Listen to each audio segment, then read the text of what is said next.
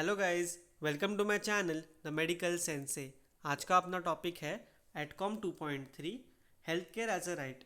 अगर आपने इस चैनल को अब तक सब्सक्राइब नहीं किया होगा तो कर दो, क्योंकि उससे मेरे को मोटिवेशन मिलेगा और भी ऐसे लेक्चर्स बनाने को। एंड आपको भी अच्छा अच्छा कंटेंट मिलता रहेगा जो कि आपको हेल्प करेगा इन योर एकेडमिक्स। ठीक है, सो स्टार्ट करते हैं अपना आज का topic, health care as a right. So, healthcare as right means that every individual is entitled to access necessary health services without discrimination, regardless of their social and economic status. इसका मतलब क्या है कि on the basis of economic status, मतलब कोई rich है या कोई पुअर है, उसके बेसिस पे in the health care system you can not do discrimination. ठीक है, recognizing healthcare as a fundamental human right emphasizes the responsibility of society and governments to ensure equitable access to quality healthcare for all। मतलब क्या है कि सबको equal distribution of health care system मिलना चाहिए and quality health care मिलना चाहिए। बस हेल्थ केयर मिलना is not a thing, you should also get quality health care for all. ठीक है, अभी देखते हैं what are the implications of health care as a right. Ethical implications, जो पिछला लेक्चर हमने देखा on AETCOM 2.2 foundations of bioethics, उसके बेसिस पे है ये point. It mandates respect for human dignity and equal treatment, requiring health care systems to serve all individuals fairly. फिर आते हैं लीगल इम्प्लीकेशन। इसमें क्या होता है, many countries recognize the right to health in their constitutions or laws, obligating the state to provide adequate healthcare infrastructure and services। ठीक है, इसका मतलब क्या है, जो भी स्टेट्स है उनका यह ड्यूटी है कि वो अपने पब्लिक को हेल्थ केयर सर्विसेज प्रोवाइड करें। ठीक है, देन आता है moral implication. It fosters social solidarity and collective responsibility towards vulnerable population. So ये हमने देखे implications of health care as a right. अभी देखते हैं social and economic aspects. Social aspects में क्या आता है, access to health care reduces health disparities among different groups, promoting social cohesion and improved overall quality of life. Economic aspect, healthy populations contribute to economic growth through increased productivity. Conversely, lack of healthcare access can lead to poverty due to untreated illness and catastrophic health expenses.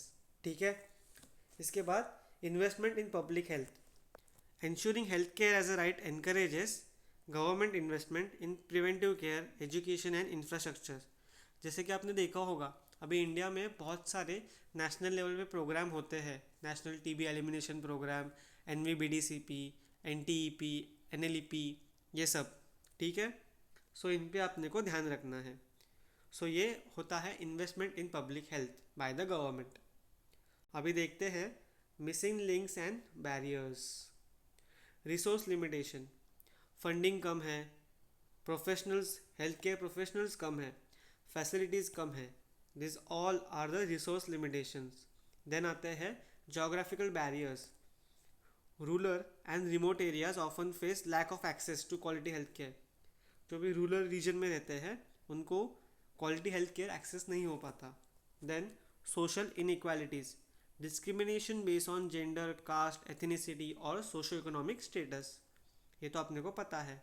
Awareness and education, lack of health literacy can prevent people from seeking timely care. फिर आता है policy and implementation gaps, weak governance and ineffective policies hamper the realization of health care as a right.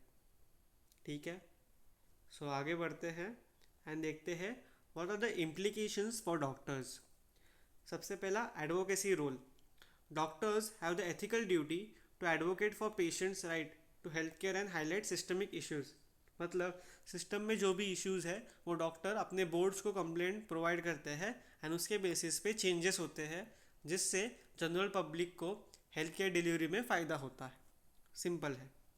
फिर आता है equity in care. Physicians must provide unbiased respectful care regardless of patients background, equity चाहिए। Then resource management, responsible use of limited resources to maximise benefits for all patients, resources को ऐसा use करना है कि maximise हो जाएगा benefit for all the patient. Then continual learning, stay informed about health rights and social determinants affecting patients' health. So, if you are a professional, you need to keep learning new advancements in the public health. ठीक है। Then आता है balancing individual and systemic needs. Doctor must navigate between individual patient care and broader public health considerations. ठीक है। अभी देखते हैं role of justice as a guiding principle in patient care. So दोस्तों, fairness and equity, justice demands equal treatment of patients and equitable distribution of health resources. Addressing the health care inequalities, justice guides efforts to reduce disparities caused by social and economic factors. Prioritization helps in ethical decision making when resources are scarce, ensuring priority is given based on need and potential benefit. ठीक है। Respect for rights, justice upholds patients' legal and moral rights, including informed consent and confidentiality. Social accountability encourages healthcare professionals and institutions to contribute to a just healthcare system. ठीक है।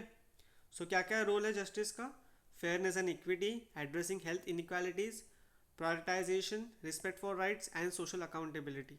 ठीक है, बढ़ते हैं आगे and let's conclude the topic. So दोस्तों, let's conclude the topic. Recognising health care as a right is essential for creating a fair, inclusive and effective health care system. एक ऐसा फेयर होना चाहिए, like equal distribution for all, fairness चाहिए, सबको involvement में लेके करना है अपने को, ऐसा इफेक्टिव हेल्थ केयर सिस्टम बनाना है। उसके लिए health care should be seen as a right. ठीक है। It imposes ethical, social and legal responsibilities on the governments, society and health care providers. Justice serves as the cornerstone in ensuring that this right is realized, guiding equitable patient care and addressing systemic barriers.